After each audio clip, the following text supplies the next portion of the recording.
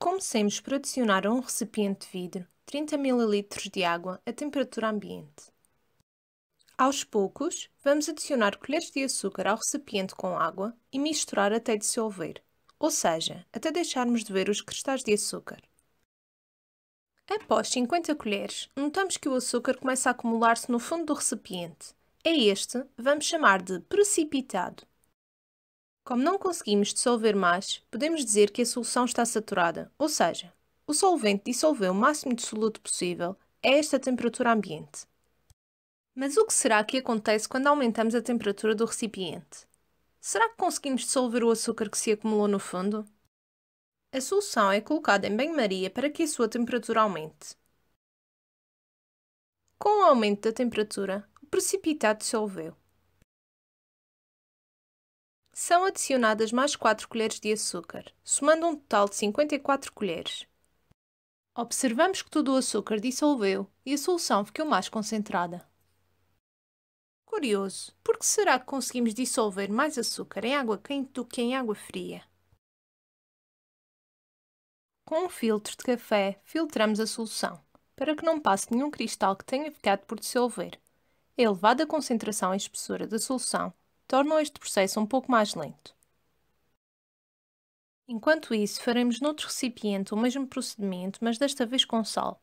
Aos poucos, adicionamos sal a 30 ml de água à temperatura ambiente e misturamos até não dissolver mais.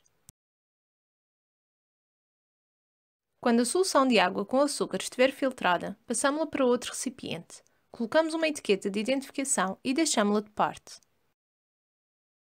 Voltamos então para a nossa outra solução e continuamos a dissolver o sal.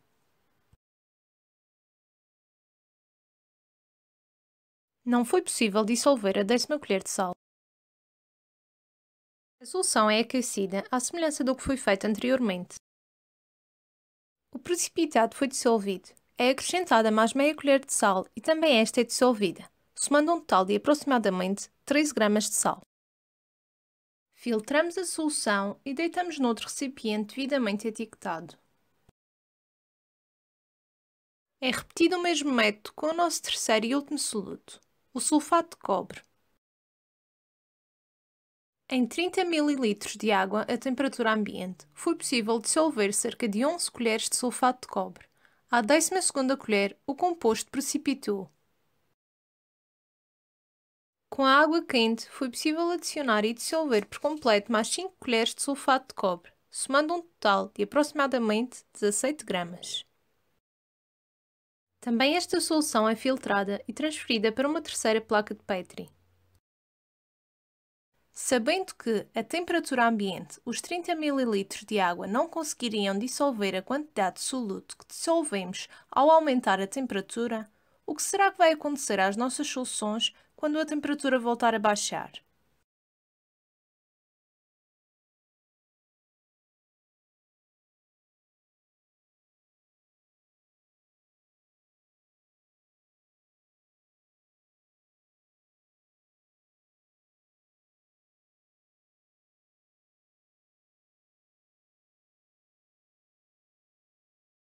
Por que será que conseguimos dissolver mais açúcar em água quente do que em água fria?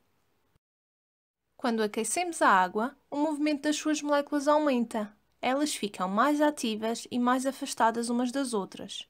Por esta razão, criam-se espaços maiores entre as moléculas da água e as moléculas de açúcar conseguem separar-se e ocupar esses espaços mais facilmente.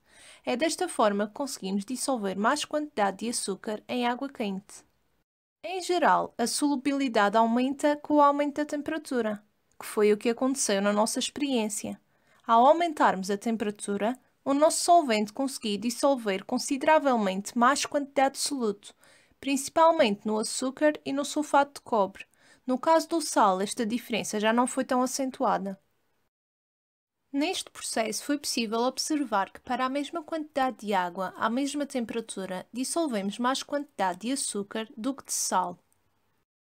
Por que razão isto acontece? Se a água é a mesma, se temos para ambos 30 ml de água a temperatura ambiente, por que razão conseguimos dissolver mais açúcar do que sal?